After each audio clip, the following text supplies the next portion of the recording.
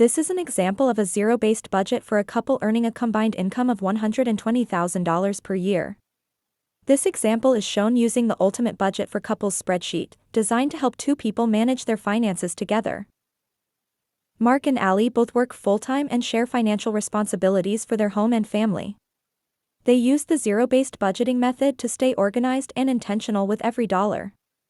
After taxes, they take home around $7,500 per month, which is divided into 2 paychecks each this month.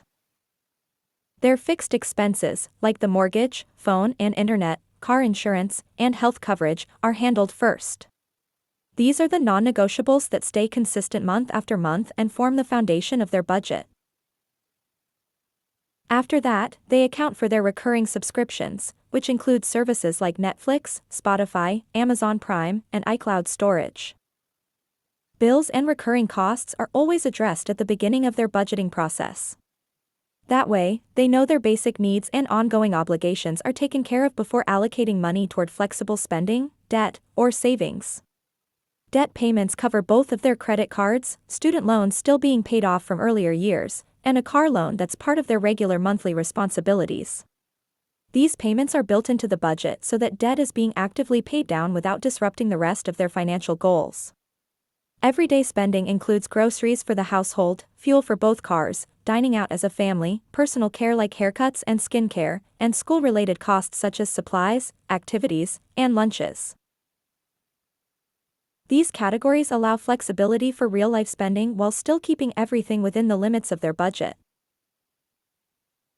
Savings are split into specific categories: an emergency fund for unexpected events, individual retirement contributions for both Mark and Allie, a vacation fund for future trips, and ongoing savings for their children's education.